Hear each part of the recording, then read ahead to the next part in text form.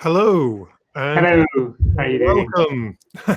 Thank you so much to everyone for joining us this afternoon.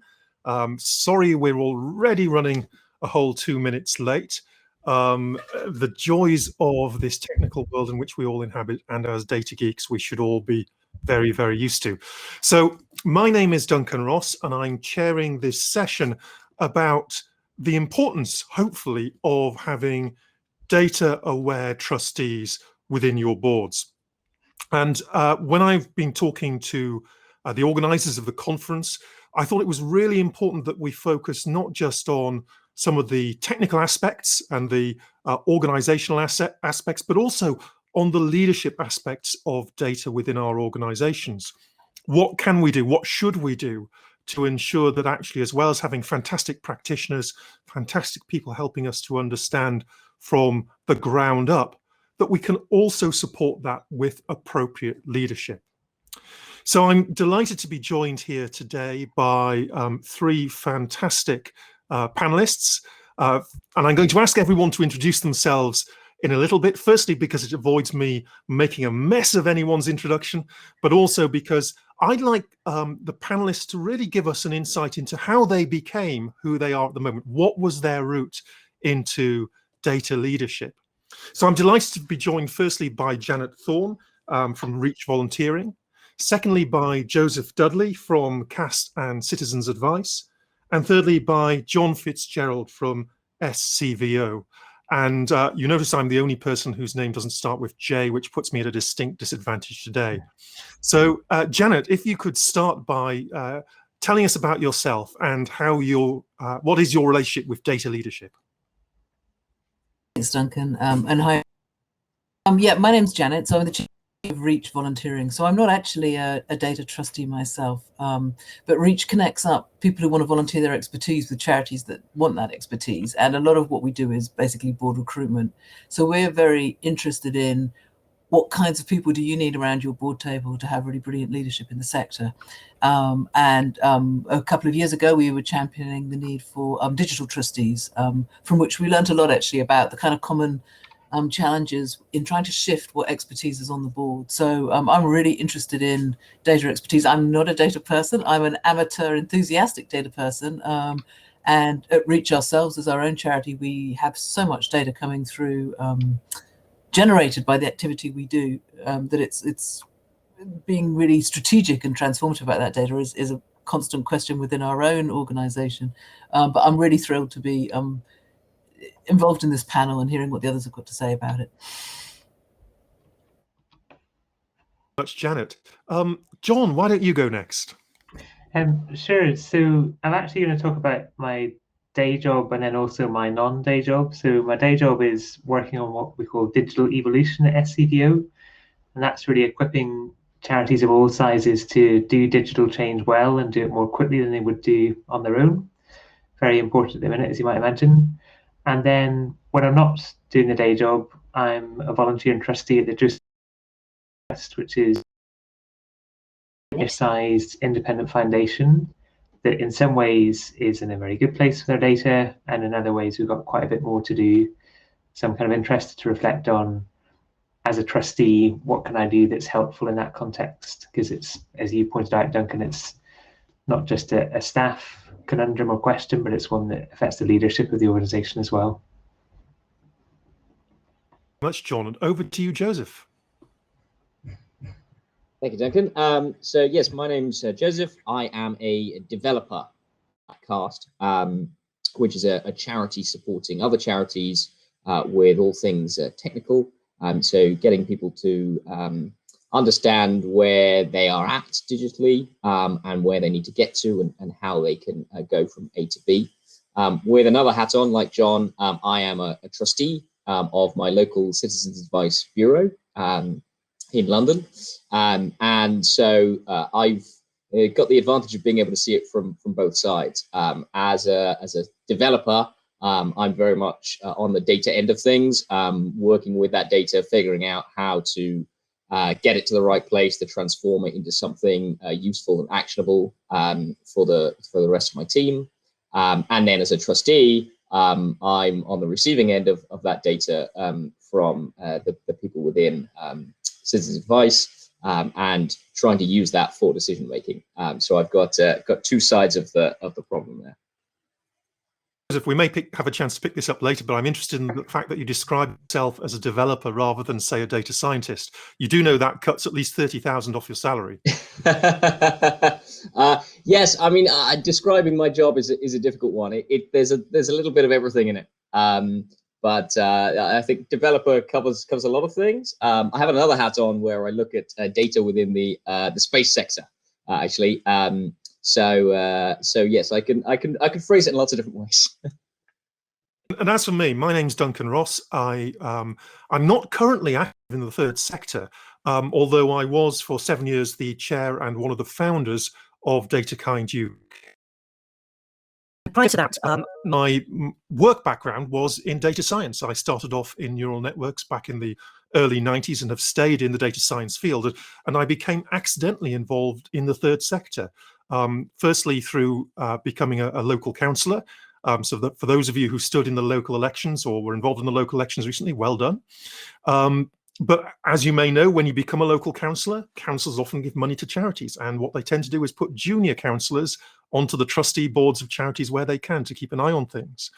And as we all know, volunteering is one of these things where you start off thinking I'll do an hour a month, and you wake up 10 years later finding your entire life has been taken over. And I ended up as a chair of trustees for a medium-sized children's charity, and then in my later years helped found DataKind UK. So I've got this double interest, one from a data practitioner side, but secondly, very much also from the perspective of the third sector. And what we've seen in the private sector over the last 10 years is the rise of the chief data officer. So we've seen a senior leadership role, often not actually on the board of companies, but a senior leadership role, which is there to reflect the importance of data in commercial organizations. And I guess the challenge here to us is, should charities be looking for the same thing? Should they be looking for people to sit on the strategic decision-making bodies, on the boards of trustees, to reflect that data aspect? Is that something that's important? I tend to hope that it will be, that actually there are things that people from a data background can bring which are different perhaps to the things that people from other backgrounds can bring, and complementary. But it's I guess the first question to the panel. But just before we ask the panel to answer that, which conveniently gives them a few seconds to think about the answer, of course, if you have questions yourselves, please do put questions into either the Q&A and the chat. It'll be far more interesting as a panel if you throw your questions at us as well. But on to this first question. Panelists, do we think actually it's important to have this role of data leadership within boards, or is this something that is perhaps a luxury that we don't need at the moment? John, I'm going to come to you first on this one. With your SCVO hat on, you must see this in a broad sense.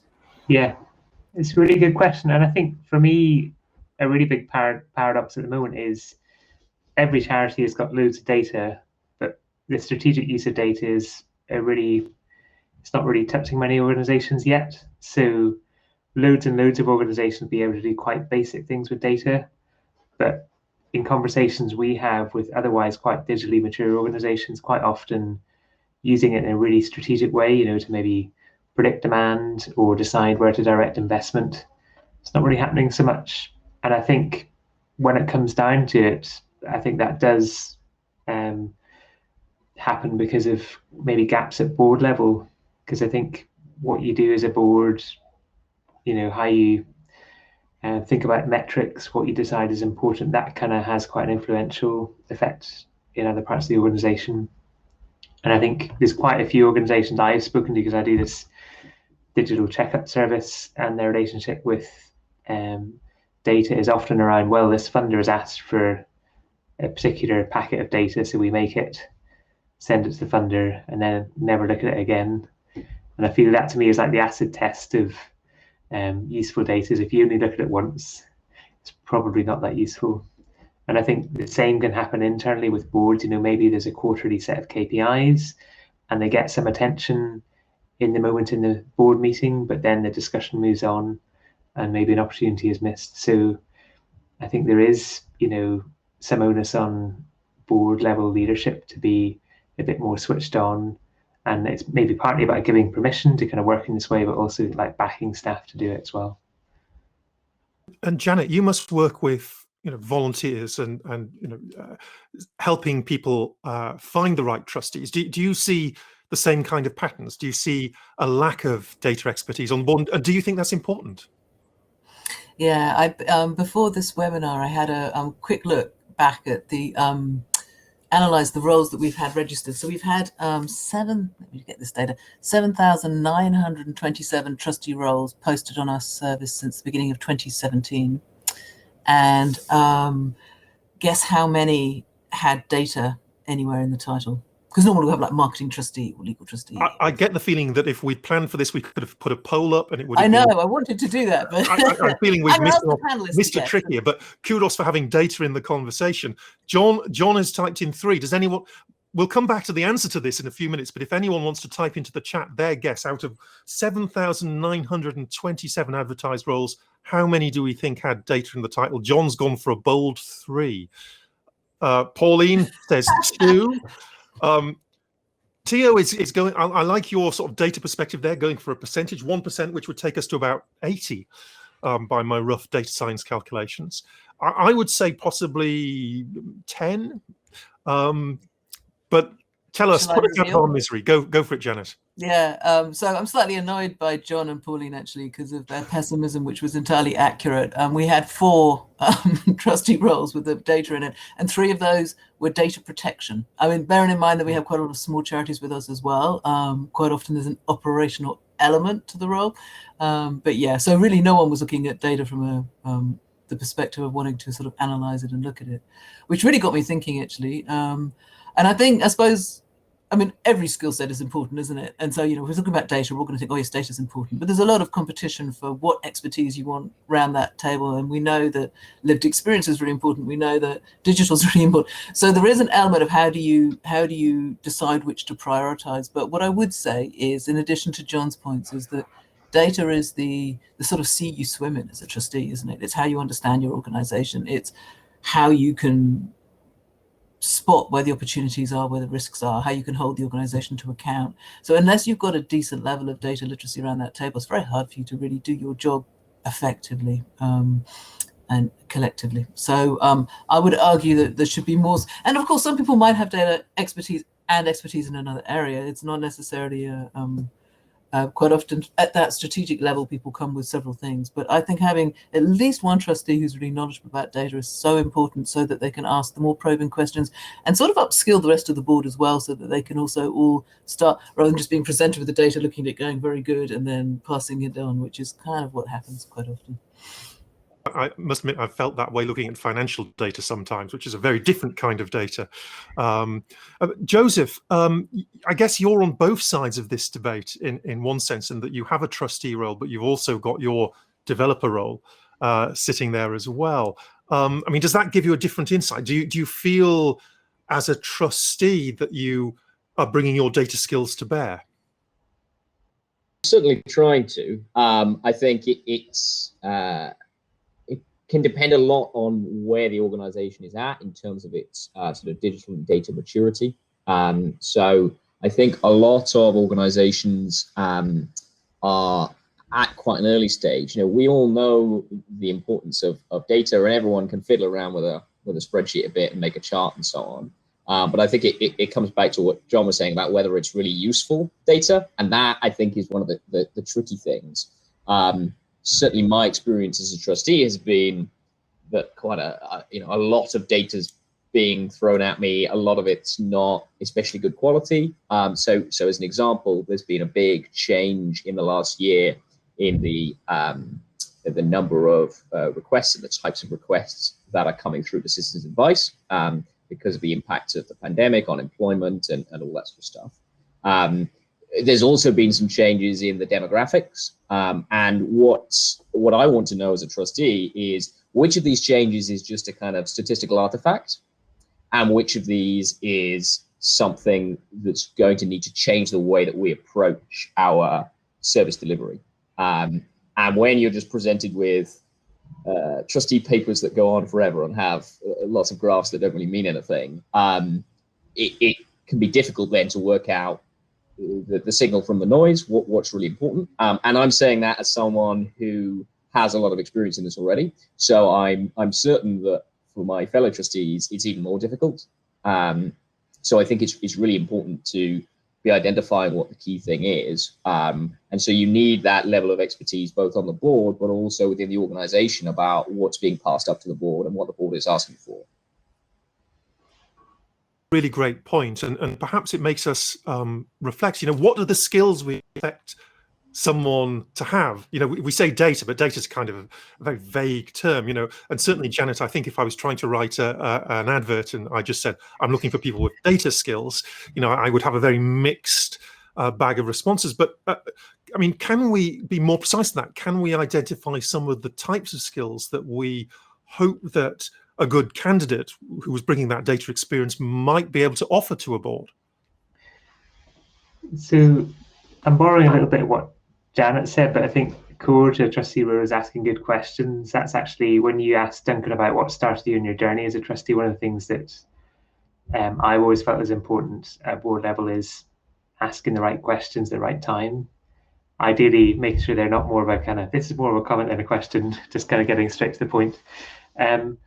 And I think in a data context, we all know, because we've all the sessions today, I'm sure, have been emphasizing that you've got to be strategic and measure what matters and have, meaning, what's a meaningful data point, what's a meaningful hypothesis to test. And I think if your trustees are able to help with that, that's hugely important. And on a few occasions, I've had both the good and the bad. So I've had a good experience where you look at a data point and it actually shows something really interesting, and then you kind of do some further work to work out what's going on, how are we going to respond to this. And then you get the opposite, where you can look at a metric in a board paper and say, so what? And then you either spin the wheels a bit as a board and say, well, why is the number like this? And you kind of go nowhere, or you just kind of pass over. And I think my hope would be, whenever you see a number or data point in some board papers, that there's enough there's something to go with there. It's going to take you to an interesting and strategic place rather than just get kind of looked at and passed over. And I guess we can ask this directly of you, Janet, since there were only 4 adverts out of your 7,927. Were they looking for specific skills other than the data protection skills? To be honest, I didn't delve into that. I just saw data protection in the title. I thought, well, I think they're probably more focused on the data protection side. So, but I think if I was going to think what skills are useful, I think I would agree, a lot of what John's just said. So not to repeat that, but I think someone who can just interrogate the data with a bit of confidence is really useful. I mean, I presented some figures to my board last board meeting, I think, and I was very proud of them. And one of my trustees was going, but how about the fact that, and he started questioning it. And I was like, that was excellent. It really kind of called me up to do a deeper analysis before presenting them the next time. And also, encouraged me that they are really engaging with it as well. So it's all good. It brings out the best of your executive team if you can ask quite intelligent searching questions and encourage them to up their game. But I think the other side of it is that they have to be really good at translating data for the rest of the board. So if you think about the board as being a collective of people with radically different expertise, I mean, that's the joy and magic of it, but it does mean that they all actually have to be very good at understanding and appreciating where the others are coming from, and translating it so that the other trustees can engage in a really meaningful way. And I think that's a skill set that you learn. I don't think many people are born with it, but you have to have that willingness to do it and that interest to do it as well. And I would argue that's one of the key skill sets of a good data scientist, by the way, is the ability to take a business question and convert it into an analytical question, and then the other way around, to take an analytical answer and convert it into a business answer. And that translation piece is one of the really primal data science skills. Asking good analytical questions is really, really important. If you ask a really bad analytical question, you can get any answer you like. It's finding the right question to ask. And I think also something that I would hope that data trustees could bring is a deep understanding of bias and causality. Bias is something we spend a huge amount of time thinking about in data science. Is the data biased? Is it leading us to wrong conclusions? How is it being gathered? What is it telling us, and is that really true? Joseph, you touched on this when you talked about, that single data point that, leads you down that rabbit hole. And so this exploration of bias, this exploration of causality, I think, is something that can be useful to boards, being able to stand back and say, well, actually, this looks like it's pointing us in this direction, but can we trust that? Is that actually sufficient? Do we need to do more work? And again, Joseph, coming back to you with your multiple hats, I mean, is that a skill set you've been able to use on your board?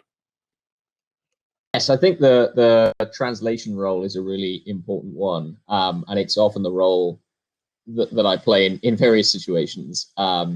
And it does take a bit of cultivating of being able to understand what it is, people want to understand on a non-technical side, and then working out what's needed. And I also think it's one of the reasons that it can be difficult to get technical people in, because if they don't have that skill, they might be absolutely fantastic at the data processing or the writing of code and that sort of thing. But that additional skill set of being able to translate it for the layman is tricky. Yeah, so there's an aspect of needing to sort of upskill existing trustees with that data skill set, but also to upskill people with the data skill set in how to engage with the trustee board and be a part of that, because it does take a little bit of work. And I think it's a similar kind of issue that you see with treasurers and finance officers, because they're very similarly, they're working with a specific kind of data, but it's the same sort of problem. And I think we've all been in situations where financial data makes no sense to us, and you need someone who can to translate that into something that you can understand as a non-expert. Which I think takes us nicely on to, we promised in our blurb this that we would give top tips, which is always a risky thing to promise to do. But it comes on to this question of, well, if a board is interested, if they think actually this is something we need, how can they go about recruiting people? What's the right way to progress on this? And Pauline, thank you for your comment. I should remind you, if you have questions out there, please do put them into the chat. Pauline, fantastic comment there, saying, get involved in the fun side of data exploration. Of course, being a data scientist, I believe that pretty much all data stuff is the fun side. Why I don't get invited to many parties. What percentage of parties have you not been invited to? Well, none this year, because we're on lockdown, obviously, and it would be wrong, deeply wrong, to be invited to parties. But even in normal circumstances, I don't get invited to parties. Sorry, you've diverted me quite successfully from the aim here, which is, do we have any top tips? How can boards go about actually recruiting people with these data skills? Again, I'm going to go back to you, Janet, because this should be your bread and butter. This is the heart of what you're doing. Come up with top tips, then I'm not doing my job, eh?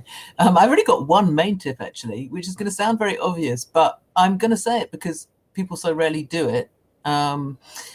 Be really clear about why you want that data expertise. Think it through. Think, how is it going to help us as a board?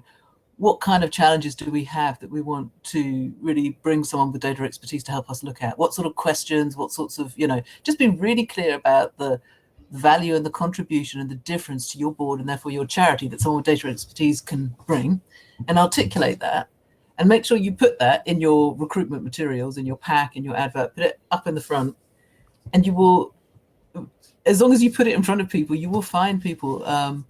It's like I said, you're going to be already being like a sort of gem in the midst of lots of other stuff, because no one is doing that. You're going to be, so if there's anyone with data expertise out there who has an interest in being a trustee, they see your role, they're going to be really enthusiastic.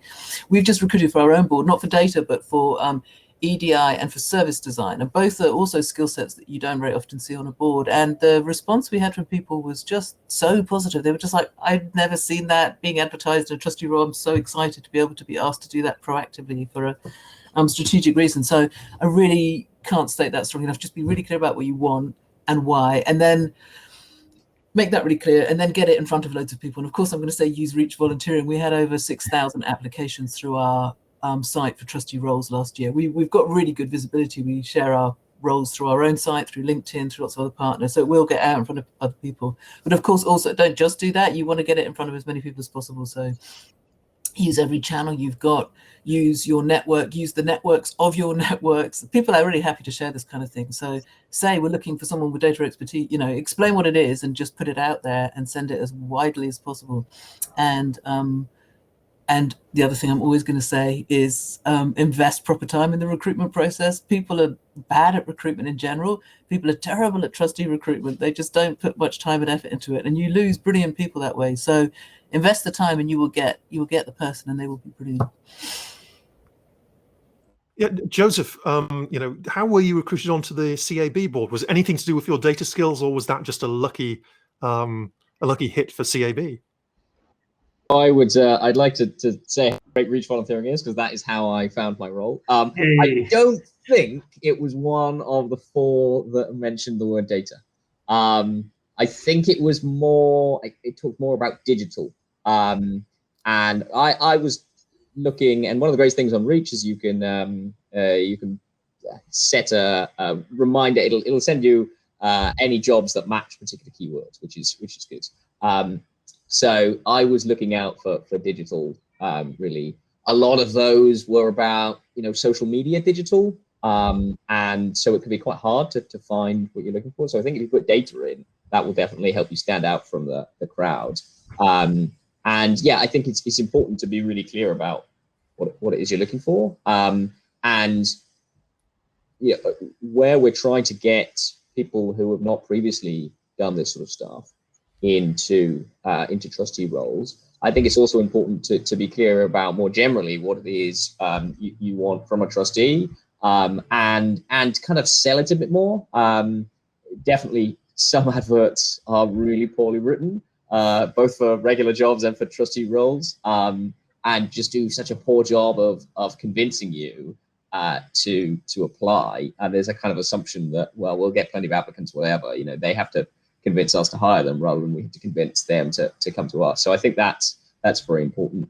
And also I think there's an opportunity for us to do more in terms of promoting trustee roles to the digital and tech sector. So I know that it's something that gets very heavily promoted to lawyers and to accountants and so on. And there's almost an expectation that, if you're an accountant, you should probably be a treasurer of a board or something like that, and same with legal advice and so on. So I think it's something we need to build within the community, and make it a kind of expectation that you should be contributing those skills back to the third sector if you can. John, do you see the same thing at SCVO?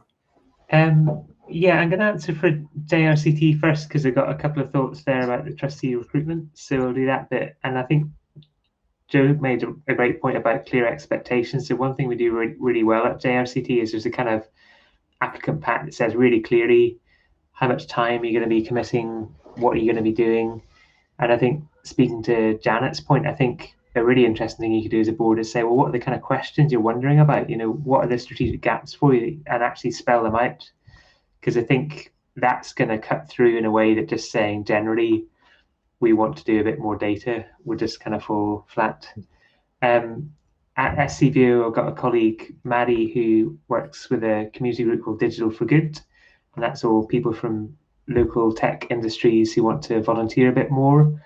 I think one of the challenges she's seen in that space is there's maybe an unrealistic expectation about how much you can do in a short time. So I think there's a little bit, and I don't want to stereotype because that's not a nice thing to do, but I think there are some folk with a tech background who imagine there are some quick things we can do and like do some fixes, and then it will. And in some areas that's true, but I think actually what the voluntary sector needs is that longer term leadership. So it's not like you're going to go in for 6 months and kind of do a data boot camp, and I'm sure you'd make some improvements, but I think it's that longer term support. And I think one really interesting thing is about the kind of the skills and confidence transfer. So one story I have which touches on financial expertise is I was once at a board meeting of a community group where a treasurer was trying to explain the invest and spend strategy and got himself hopelessly tied in knots. And then another community member from the floor got up and said, well, actually, I'm a really high-powered accountant, so I'm going to step in and save the day. So he basically got a flip chart and sort of said, right, there's these 3 big pots of money and here's what's going to happen. And suddenly everybody was like, oh, yeah, we understand. That's fine. It's quite a dramatic kind of circumstance, because at one point we thought, right, this is going to get hopelessly lost. And I think there is that point about, if you're doing it at a board level, it's likely that your fellow board members will have very, very low expertise. So you're going to be able to need to provide leadership which brings those people with you, because if you get into a space where you're saying, well, I'm the data expert and I'm going to flaunt my expertise, the other board members will step back and it won't become a kind of joint discussion anymore. You'll get stuck in the silos. It's really important to be able to kind of purvey it in those kind of simple terms when that's needed. I think that's a really, really good point. It also links very closely to a question we've just had. We've got 2 questions. One is actually from Pauline, and it's more of a statement. So Pauline has put a question up saying, how many of the 34 people at this session are trustees with particular interest in data? Since we can't run a poll, I suggest if you upvote that, then that will give us an indication of how many we are. But a second question, which actually this is really appropriate timing. Theo is saying, as an alternative to recruitment, would it be feasible to use knowledge and expertise within the organization to upskill existing trustees with an interest in data as an alternative route? And I think that's a really interesting question. I've got my own view on this, but I'm going to go around the panel first. Who would like to have a first stab at this one?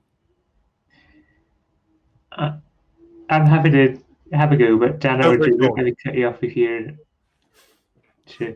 I think one of the dilemmas that I feel is this distinction between like strategic and operational, and also between status quo and disruption. So a worry I would always have as a trustee is, I do want to help give clear direction to the organization and give the staff, you know, a sense of the big picture, but I don't want to be kind of micromanaging or sort of making them do work when they're sitting there thinking, well, actually, this isn't very strategic. So there's that kind of caution. And then I guess the other one is, if you're feeling as part of the senior staff team, well, our board are just a bit weak, I think so upskilling would be great. But I think if you're feeling you want to move in quite a strategic new direction, you're going to need it around the board table, because I think what you'll tend to find if you just upskill your board is they'll get more skillful, but they won't necessarily see the bigger picture, won't push in a new direction. They'll kind of, well, that's my guess anyway. I may be wrong. Janet, did you want to come in on this? I've got much more to add actually on top of what John said. I think it's just, as a board, if you're going to do that support and stretch sort of function, probably having a slightly more external perspective is really useful. And if you're trained in data by the people who are producing the data, you're perhaps less able to see outside of the data, if that makes sense. But I think it's horses for courses. I wouldn't like to make a rule about that. Yeah, my personal view is that there's nothing wrong with people, if they're interested, you know, learning about the subject area. And indeed, there's nothing wrong with people learning about other subject areas as well. But one of the things that I always find when I'm recruiting for senior people within my own team at work is that I tend to look for people who have a kind of data science mindset rather than necessarily specific skills. So I'm looking for people who think in a particular way. And that kind of thinking is a thing that's very difficult to teach. Some people have it, some people don't. And by the time you get to and I'm going to be slightly judgmental here, our age, shall we say, changing those mindsets, changing those approaches is more difficult. In many ways, it's easier to teach the technical skills around statistics and around machine learning and programming than it is to teach the right mindset. So although I think this is a positive thing, and I would always encourage it, I'm not certain how successful it would be compared to external recruitment. But if it's this or nothing, by all means, go for this. And I do think there's some of my other top tips would be, consider, you know, if your board is thinking about this, talk to DataKind. You know, take part in one of their office hours, because they do these sessions and you can take any issue. It can be a very practical issue, or it can be a much more strategic issue to them, and ask them about, firstly, do they know anyone who might be interested in joining the board? Because sometimes they will, but also ask them about what advantages it could bring or what potential disadvantages. And one of the other things that I think came out of DataKind that was very positive and has some potential, and I'm not going to claim any responsibility for this, by the way. This was our wonderful executive directors, Emma Prest and now Giselle, who built this system up. We had volunteers for a long time, data science volunteers. Now, we'd gone out there and recruited them because we said, we want to support charities in the third sector doing data science. And it turns out there are a lot of people in the data science world working commercially, maybe doing evil day jobs, who want to be able to give, I noticed you smile there, Joe, who want to be able to give back something else outside that time. And we built up this volunteer community, but then we built in a those volunteers could take on more senior roles and more senior roles. And I think the step that's missing perhaps is that opportunity for them to take the next step up and actually provide strategic support and advice to charities more generally. And I think that's a resource that could be built on. But it brings me on to the next part of this, which is the question is around how can we, looking at this from the other end, is assuming there are data scientists out there, how can we try and help them gain the skills which would be useful to a board, other than just the data science skills? Because we all know that, when we're recruiting for trustees, we're looking for certain skill sets, that ability to communicate that we talked about before, that ability to see things on a strategic level. So if we've got a bunch of people who are potentially great data scientists, what can we do to support them in learning the additional skills that they may need to fit in with what boards need? And again, Janet, I'm going to come back to you on this, because this must be another side of the recruitment process. What do you do when you see people who have some really great specialist skills, but perhaps don't have the general skills or the general approaches and understanding of charity law that might be relevant for a board? So, bit about what we do in terms of helping people understand what it is to be a trustee. And of course, most people don't know what it is to be a trustee, and the ones who've heard of it have kind of a lot of misconceptions, and charities themselves aren't always that good at explaining it. So, we have some advice and guidance on the site, and there's some really good workshops out there run by people like Getting On Board. I think they're only a tenner, so they're hardly expensive. So there's a lot of different resources out there which are quite good now. I think it's different. A few years ago, I don't think we could have said that so easily, but there's some quite accessible, quite friendly resources out there about what it means to be a trustee. It's still a weird thing until you've actually done it. I think you can read about it, but it's not until you've actually done it. It's very strange not to be doing the doing unless you're, if you're not used to not doing the doing. So I think it would be great if we had more kind of shadow come along, be a kind of a shadow a board member and see what it's like, even just for one meeting. It would demystify it a lot, and I think that would be really useful. It's not something that we do, but I think it would be great. But in terms of how, I think, what other skills are needed, I think the skill in asking a good question, I actually honestly don't know how you teach someone that, but I think it is a really important one. Maybe more good example questions would help, I don't know. And then the other thing is the ability to understand context, and I think we haven't touched on that yet, but most charities are quite small. The vast majority of data trustees would be joining a small charity, and quite often they'd be coming from somewhere a lot larger, particularly if they've got data expertise, because you don't get specialists in small organizations so much unless they're niche. So it's that ability to understand the context that charities work in, the kind of lack of resources, the small number of people working on it, the scale and magnitude of the problem, the complexity of all the different stakeholders, which is all really interesting stuff, but you need to learn it, and you need to be kind of willing to learn it, and you need to be able to transpose your understanding into that context, and which makes it an interesting challenge, but it means, and that I guess is about a brilliant induction, actually. There's probably no shortcut for that. But yeah, I don't have a magic answer, I'm afraid, for any of those. Joseph, you're nodding along there. Does that echo your own experience? Yes, I think, becoming a trustee can be, if you don't know what you're getting into, and as Janet said, you can read all the guide to being a good trustee and so on, but it's hard to know. I think the Jackie Weaver incident has given everybody an insight into what it's like to be on a parish council, and has probably helped a lot of people know whether that's something they wanted to do. I would say, I've been involved in a couple of different trustee boards, and the way that those have operated has been quite different in different situations. And so, yeah, it can be very hard to know what you're getting yourself into. I think what you were mentioning, Duncan, about the volunteering opportunities and sort of working your way up, I think is really valuable. And that is something that I have done. That if you do something a little bit smaller scale, that's it's a bit less scary than becoming a trustee. There's less at stake if things go wrong, but it's a great opportunity to build up those skills about how do you translate from data to business questions and explain things clearly and that sort of stuff.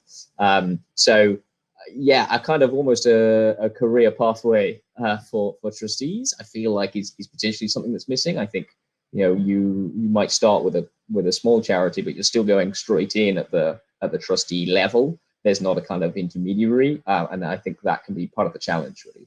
And in some cases, actually going into a small charity might be much more frightening than going into a big charity. If you're on a big charity that has a board of 20 people and all of them are senior to you, and frankly you're providing insight and support that they might overrule, that's one thing. If you're one of 4 trustees and frankly your decision is going to change the way the charity operates, that to my mind might be much more intimidating. I'd probably feel safer and more secure as providing advice to a body of wise, and I'm going to paraphrase here, older men, in making those kind of bigger decisions.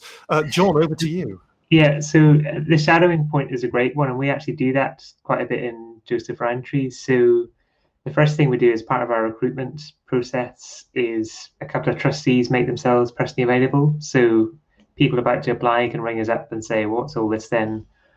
What's it like? But the other thing we do, because our trustee term of service is quite long, is you do a sitting in year. So for 1 year, you're around the table, you're fully active in all the decisions.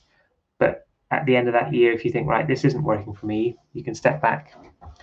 And people find that very valuable. But what's very interesting is because we do that kind of preparation before, is those very early stage trustees are very willing to step up and say stuff and be quite bold about, they don't hang back. We really encourage that all the time, because we recognize that when you're brand new to an organization, you notice stuff that you don't if you've been sitting around the board table for 5 years. And I think there is that kind of balance to strike, because on the one hand, for a board to work well, you need to have some kind of commonality of thinking, otherwise you're just in a different place. But if it was just people thinking the same kind of things, the same kind of ways all the time, it'd be a very weak board. And I think your point about the size of organization, Duncan, I think one of the challenges there is what's proportionate. So, if you were professionally doing a data science role in a big organization where you had you'd recognize it's a priority, you're putting a lot of resource behind it, it could be challenging to come into a small organization. And my quick thought on the questions might be, maybe an exercise to do would be to anonymously send a load of board papers somewhere and then try and hoover out all the strategic questions, and you can have a giant bank of the kind of questions that board asks. I think the caveat with that would be some organizations are brilliant at framing it. So as the board paper comes, you're like, well, it's really obvious what we're talking about here. These are the things we need to find out about. Other boards are hopeless, and you have to go through a massive forest of context before you get to what the actual question is. There you go. I get the feeling there's almost a text mining problem there that we could address. And it would be interesting to see actually if you could extract sense from board. You may be able to compile a waffle index of board papers as well. I would say term frequency and inverse document frequency myself would be my preferred approach, but then it usually is for text mining. Sorry, off topic again there, but I think there's some really interesting potential insights and routes there. Where should we look for these people then? Perhaps is the next question. You said advertise, but are we advertising in the right places?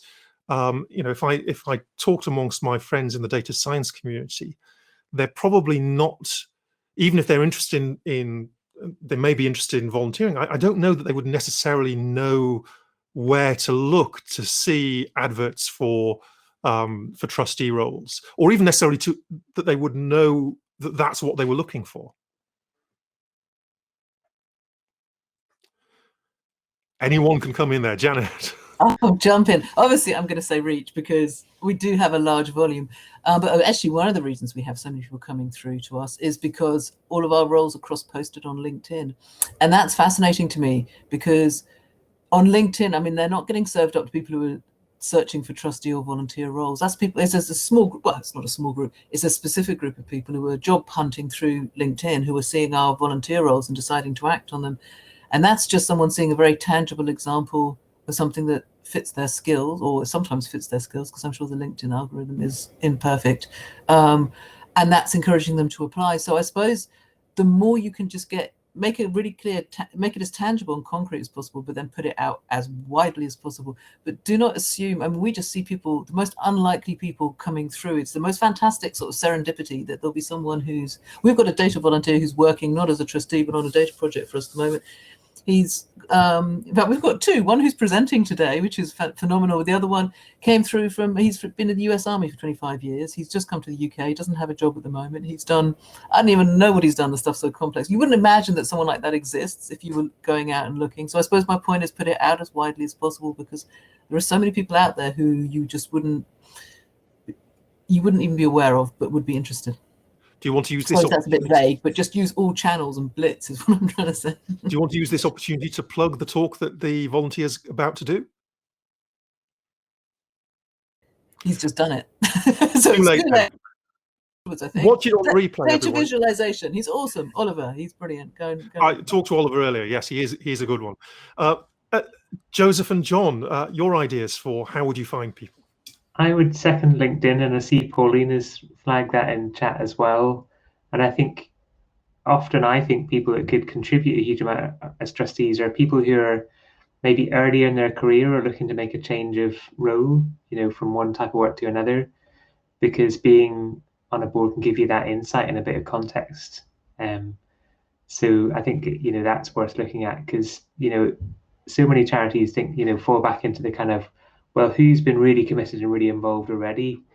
And A, they're already doing a lot, so they might not have much time. And B, it's just the kind of problem of more people like yourself. And, I think the most energetic boards are ones where there's that diversity of thinking and people bringing in an unexpected angle or bringing in a piece of knowledge from outside the organization that's not widely known yet.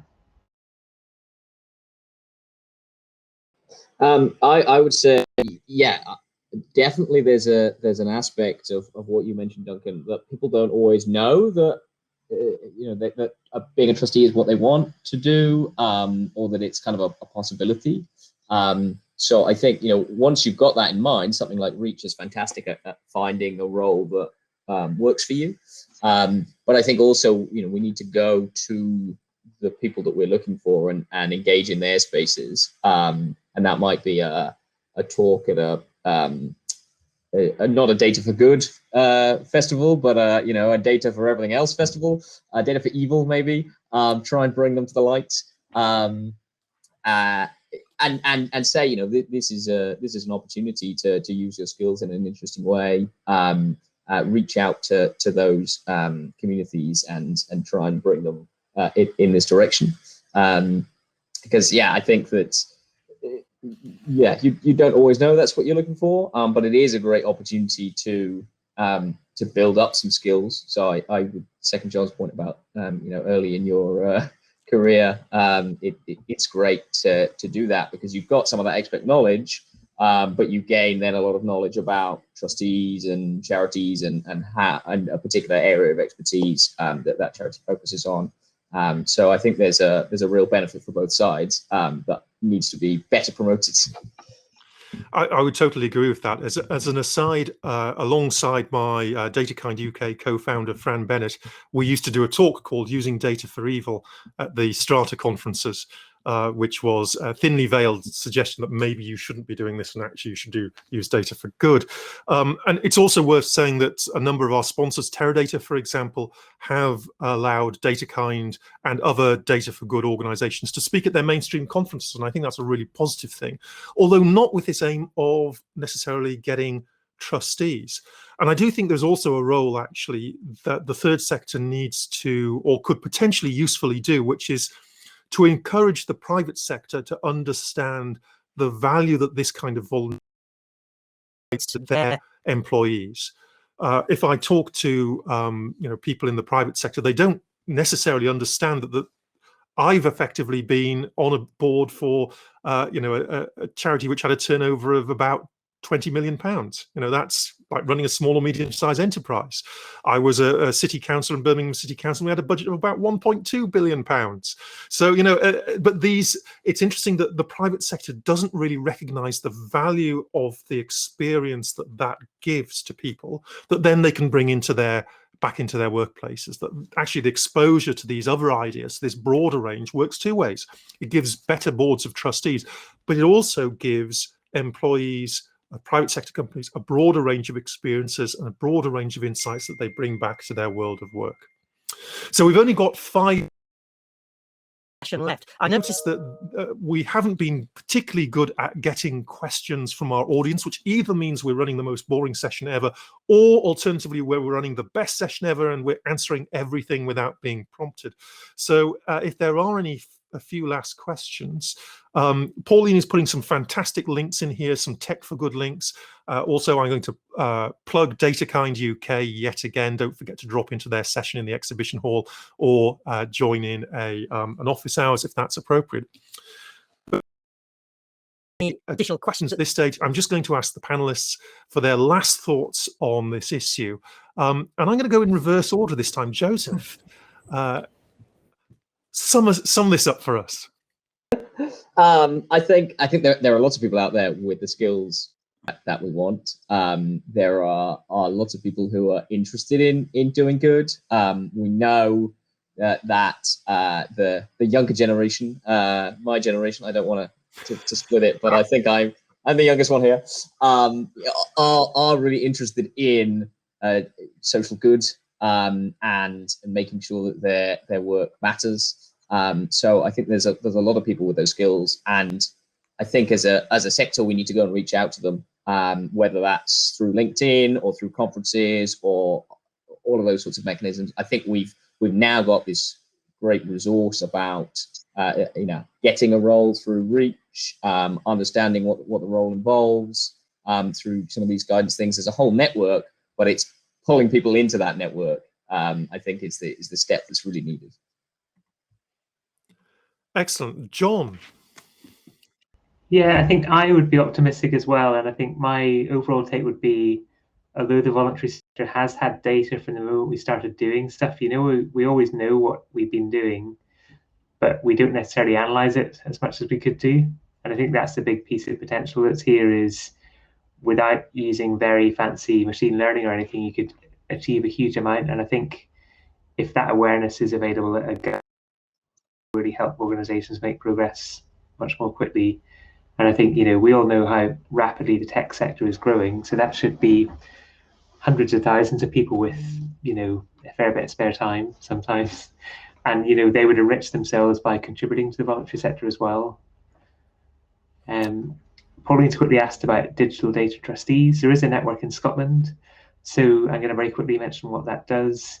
When we used to be able to meet in person, we get together about 20 or 30 prospective trustees, 20 or 30 organizations needing trustees, and we do a bit of a exploration of what the role of a trustee is, and then there would be some matchmaking, so people wouldn't commit on the day, but they get to talk to a couple of organizations to understand what they were looking for on the table. We're working on ways to do that virtually, because obviously the kind of hop tables kind of thing is quite hard to do in a virtual space, as I'm sure some of us have discovered today. So that's it, just to answer Pauline's question. Brilliant. And Janet? I think it's there's a huge opportunity here for the sector and for boards to really take things to the next level. I think if they've got data, if they bring data on, and I think the challenge is not, honestly, is not finding the trustees. I think that's not too difficult. I think the challenge is going to be getting boards to prioritise this as a skill set to recruit to. That was certainly the case with digital trustees, and I think it's probably going to be a similar challenge with data. And I think, so it might be getting buy-in from the board itself that this should be a priority. And I think my tips for that would just be to sort of, the argument that it's everyone should have the data expertise. Well, you need one expert, just like you do for a treasurer, for example. And then the argument maybe that it's an operational. I think boards might think it's an operational thing. So I think just reminding them of how much time they focus on data and how much data is actually part of what they do would probably be really helpful to that. Brilliant. Thank you so much. So can I thank all the panelists today, Janet, Joseph, and John, for their fantastic input. Can I thank everyone who's been watching the session, and of course, our hosts and sponsors. And I'm going to leave you with one challenge for everyone out there, all 27 of us. See if you can prioritize this. See if you can persuade your organization to bring on board a data-focused trustee. We're going to release you. Enjoy the rest of the festival. Thank you very much.